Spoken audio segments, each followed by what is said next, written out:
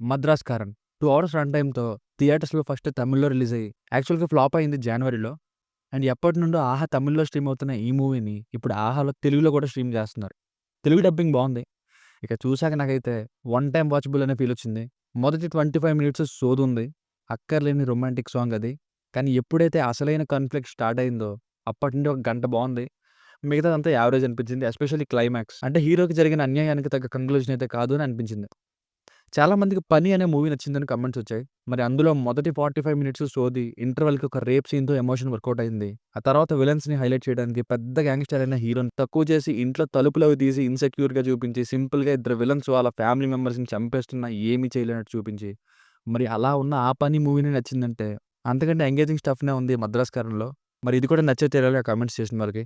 ఇక ఈ 'మద్రాస్ కారన్' మూవీని ఫ్యామిలీతో చూడొచ్చా అంటే మొదటి అరగంటలోనే వచ్చే సెకండ్ సాంగ్‌లోనే 'నిహారిక' గారితో రొమాంటిక్ సాంగ్ ఉంటుంది. అది తప్ప మిగతాదంతా చూడొచ్చు.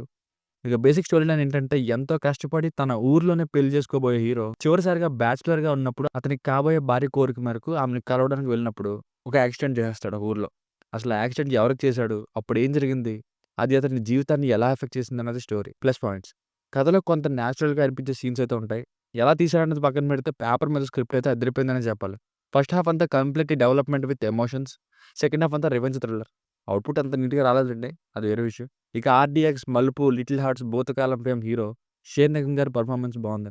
ఇక వెరీ లిమిటెడ్ రోల్‌లో 'నిహారిక' గారి అపియరెన్స్ పర్లేదు. కాన్‌ఫ్లిక్ట్ స్టార్ట్ అయినప్పటి నుండి గందరగోళంగా గొడవలతో ఇంట్రెస్టింగ్‌గా ముందుకు వెళ్ళి, సెకండ్ హాఫ్‌లో కొన్ని థ్రిల్స్‌తో క్లైమాక్స్ ట్విస్ట్‌తో ఎండ్ అయింది. ఇక 'శ్యామ్ సీఎస్' గారి బీజీఎం బావుంది. సాంగ్స్ తెలుగు డబ్బుడ్లో అయితే పెద్దగా ఏం అనిపించలేదు నాకు. సినిమాటోగ్రఫీ బావుంది. Minus points. ఫస్ట్ 25 మినిట్స్ బాగా లాగండి. ఇక ప్రెడిక్టబుల్‌గా ఇగో క్లాష్ లాగా వెళ్ళే సెకండ్ హాఫ్.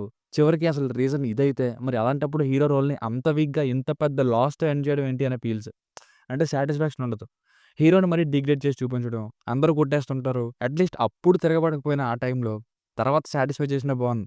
లాస్ట్ వరకు హీరోని అందరూ కొట్టేస్తారు. కానీ హీరో మాత్రం అంత అన్యాయం జరిగినా తనకి కామ్‌గానే ఉంటాడు. అసలు ఆ రొమాంటిక్ సాంగ్ ఎందుకు ఏదో 'నిహారిక' గారికి రోల్ తక్కువైందని బలవంతంగా పెట్టేసినట్టే వస్తుంది. పదే పదే కార్ డ్రైవింగ్‌లో ప్రాబ్లమ్ వస్తున్నా గాని మళ్ళీ మళ్ళీ హీరో కేర్‌లెస్‌గా ఉన్నట్టు చూపించడం, ఇలాంటి విషయాలు కొన్ని ఇరిటేషన్ తెప్పిస్తాయి. సో, ఫైనల్‌గా మూవీకి వర్డిక్ట్ ఏంటంటే ఫ్లాస్ అయితే ఉన్నాయి చాలానే. కానీ ఒక్కసారి చూడదగ్గ ఎంగేజింగ్ పోర్షన్స్ కూడా కొంతుంది. అందుకే ఒకసారి చూడొచ్చు. One time watchable film. దీనికి రేటింగ్ వచ్చేసి ఇది నా ఒపీనియన్ 2.75. మీకు కనుక నా వర్క్ నచ్చినట్లయితే మరిన్ని రివ్యూస్ కోసం మన ఛానెల్‌ని సబ్స్క్రైబ్ చేసుకోండి. Thank you.